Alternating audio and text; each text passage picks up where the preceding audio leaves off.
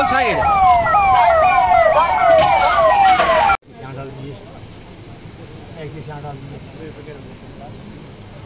चलिए एम्बुलेंस तैयार रखिए, डिस्ट्रिक्ट अस्पताल ले जाना इंजर्ड को, तैयार रहिए।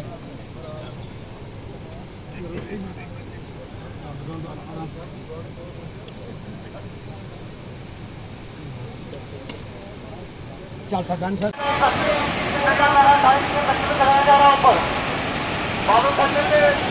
एक जख्मी हुआ है, उसको बुलाया जा रहा है।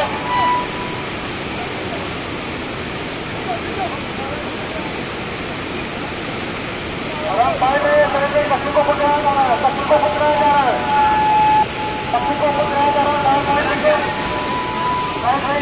बच्चों को पकड़ाया जा रहा है।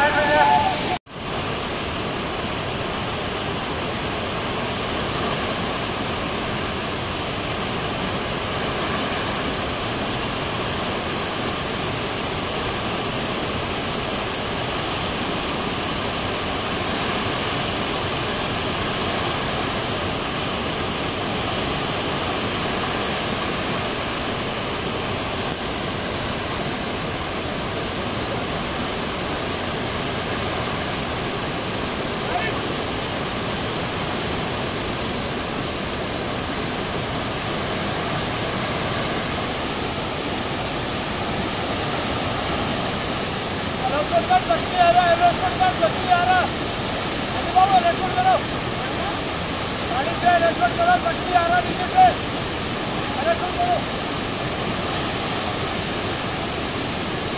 दे दो दे दो दे दो दे दो।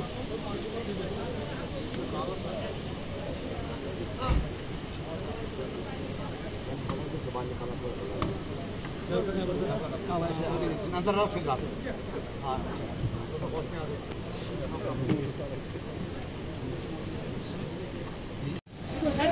जरा सर आदमी कारवाई स्टैंड पे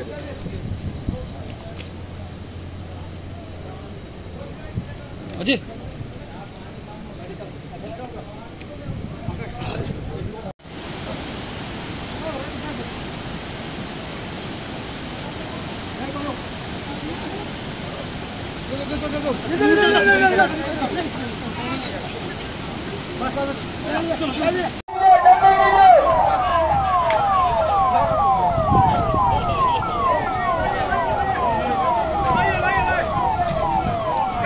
शुरू कर दो,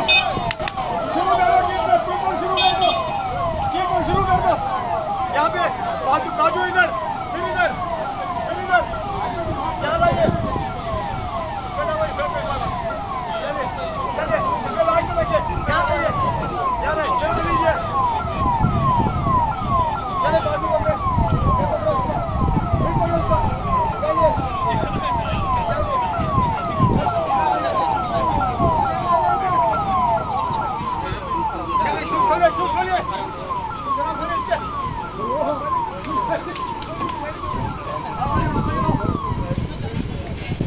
आगे लाइए ऐसे नहीं बैठना, ऐसे नहीं करते हैं।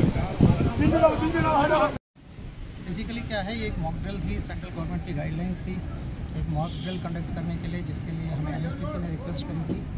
और ये मॉक ड्रिल हमने कंडक्ट की यहाँ पे धूल डैम के पास में, जो है कि क्लाउड बर्स्ट जब होता है तो किस तरीके से ये मॉक ड्रिल कंडक्ट की जाती है, किस तरीके से रेस्क्यू किया जाता है, उसके बारे में ये सारी मॉक ड्रिल थी, जिसमें हम सब लोग मिलके, जिसमें हमारी SDRF टीम थी, रेड क्रॉस टीम थी, लोकल वॉलंटियर्स थे, बहुत सारे लोग थे, CISF हमारे साथ ही, हम लोगों ने मॉक ड्रिल कंडक्ट की, जिसमें हमने ये चीज़ है कि जहाँ पे क्लाउड बर्स्ट हुआ था बहुत सारा नुकसान हुआ था, और वहाँ पे हमने जैसे रेस्क्यू किया, और रेस्क्यू करने के बाद जो है हमने बहुत सारे जो भी विक्टिम्स थे जो फंसे हुए थे उनको रेस्क्यू करके वहाँ से इमीडिएटली शिफ्ट किया ट्रीटमेंट के लिए।